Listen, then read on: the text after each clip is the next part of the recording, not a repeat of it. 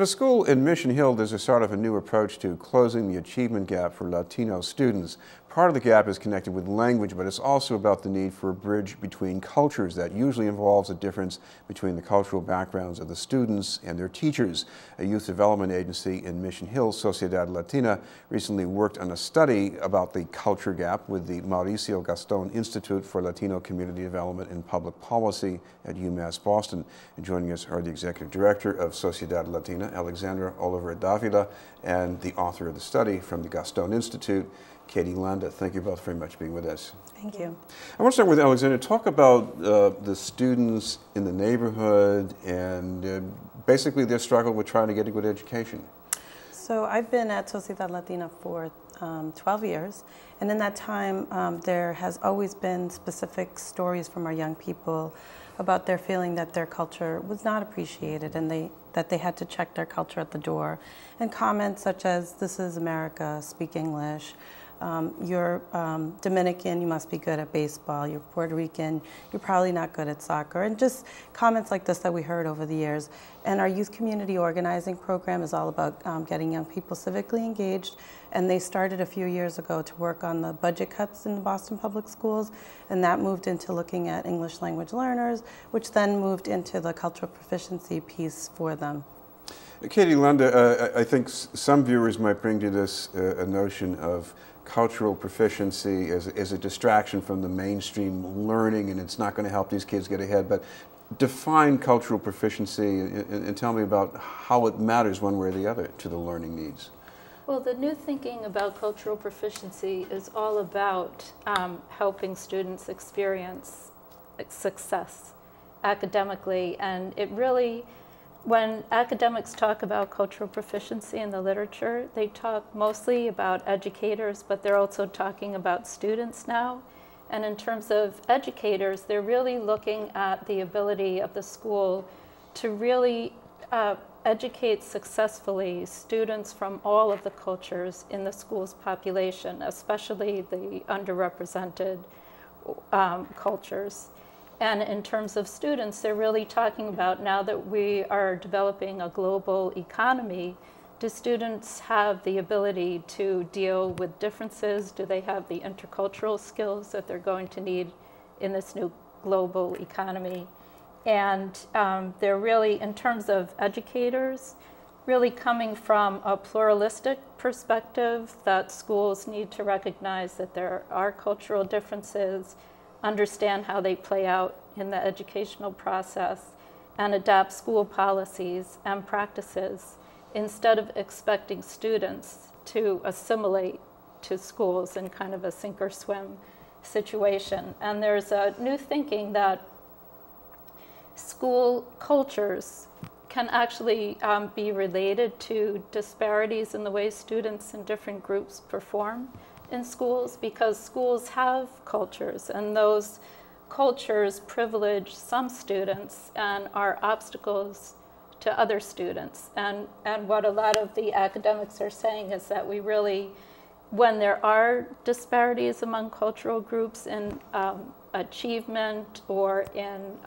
feelings about connectedness to school, that we really need to look at these school cultures and practices and policies and see if they are posing obstacles to students and change. Alexandra, schools are about a lot of these mainstream values that are kind of difficult to question about what you need to know and what you need to know to do something constructive with your life. But we're talking about students who might come from kind of backgrounds or even other countries where there's a lot of discomfort, to put it mildly, with mainstream cultures.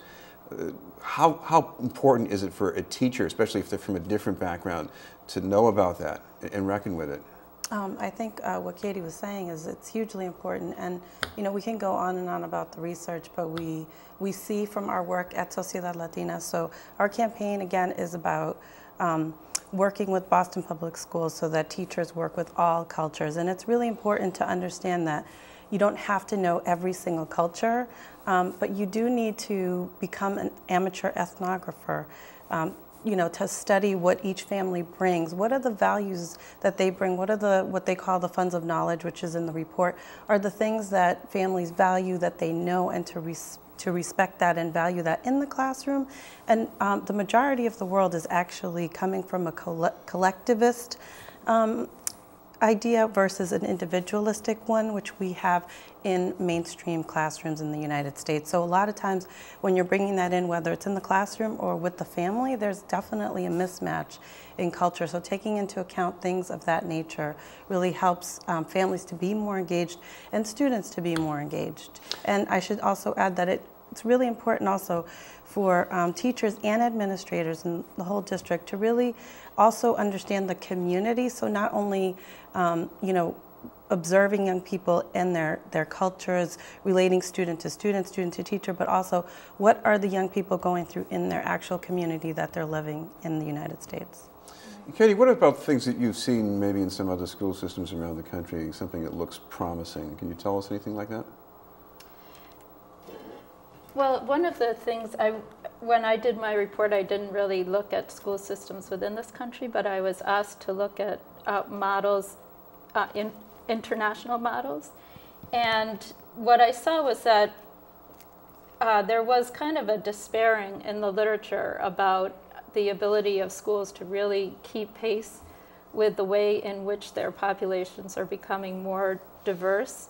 And in fact, there's a concern that schools are very conservative institutions and often very slow to change and adapt to changes in the population. But some of the models that scholars were pointing to were, there's a Tensta Academy in a suburb of Stockholm that was actually modeled on a private school in New York that is very diverse and was very student-centered, had a lot of technology, was very interdisciplinary, had a lot of student collaboration, and had students develop essential questions related to the work that they were doing so that it would really connect with their experience and concerns. And that is really seen as one of the top programs. And that relates to another area of research having to do with cultural proficiency. And that is that researchers are finding that the use of cooperative learning groups can be a very powerful tool for helping students of different cultures work together as long as the teachers are able to ensure that the students have equal status. Alexandra, finally about the program that's being piloted in Mission Hill at the Tobin School, what about connecting with the families and I guess drawing on the power of families to further educational goals?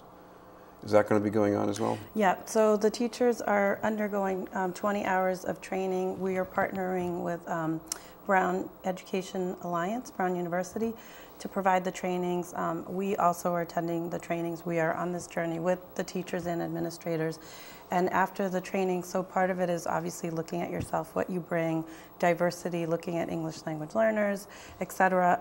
And then the other piece is hands-on work around family engagement. So the school has a plan, and we're enhancing that plan and working with them to bring our knowledge, because the Tobin School is 96% Latino. So obviously we have the cultural piece, we have the linguistic piece. So we're going to work with them around what we have found to be really successful in working with Latino families particularly. Great. Thank you very much for being with us, Alexandra Oliver-Davila and Candy Landa.